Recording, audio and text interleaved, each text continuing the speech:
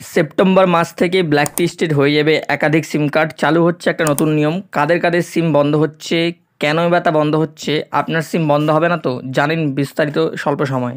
তো ট্রাই মানে হচ্ছে telecom regulatory authority of India এর পক্ষ থেকে জানানো হয়েছে যে বিভিন্ন যে সিম কার্ডের নাম্বারগুলো আছে সেই নাম্বার থেকে বিভিন্ন সময় অনেকগুলো ফেক কল, স্প্যাম কল কিংবা প্রমোশনাল কল কিন্তু বিভিন্ন গ্রাহকের কাছে এসে থাকে। তো এই কলের যে বিরুদ্ধে যে পদক্ষেপ, সেই পদক্ষেপটা কিন্তু এবার থেকে সিম কোম্পানিদেরকে নিতে হবে। তাই পদক্ষেপ নেওয়ার যে বিষয়টা সেটা কিন্তু আরও দ্রুত হয়ে যাবে।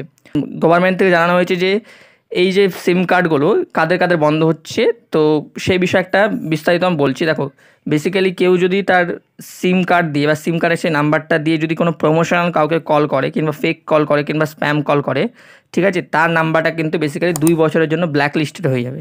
ঠিক আছে, এবার এই যে পদক্ষেপটা নেওয়ার যে চিন্তাভাবনা, সেই চিন্তাভাবনা কিন্তু গভর্নমেন্ট বিভিন্ন টেলিকম কোম্পানিকে দিয়েছে, সেটা জিও হোক, বিএসএনএল হোক, ভিআই হোক, এয়ারটেল হোক। ঠিক আছে, এই সমস্ত কোম্পানি থেকে তাদের পদক্ষেপ নিতে হবে কোনো গ্রাহক যদি সেই নাম্বারের বিরুদ্ধে যদি কমপ্লেন করে। ঠিক আছে, এবং পদক্ষেপ দ্রুত নেওয়ার কথা বলা হয়েছে, নাহলে কিন্তু কোম্পানির উপর ফাইন পড়তে পারে।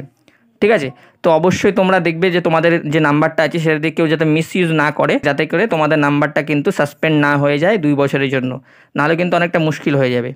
অ্যান্ড এই যে বর্তমানে যে পদক্ষেপ, এটার পক্ষে কিন্তু অনেকেই অনেক ভালো কথা বলেছে। কারণ দেখো, বর্তমানে কিন্তু একাধিক কারণে কিন্তু আমাদের কাছে বিভিন্ন স্প্যাম ফেক কল এসে থাকে। তুমি যখনই তোমার একটা নতুন নাম্বার থেকে কল আসবে, তখন ট্রু কলারে সেটা দেখবে স্প্যাম কল দেখে লেখায়, সেটার বিরুদ্ধে তুমি যদি অভিযোগ করো, তাহলে কিন্তু সেই নাম্বারটাই কিন্তু কোম্পানি বন্ধ করে দেবে 2 বছরের জন্য।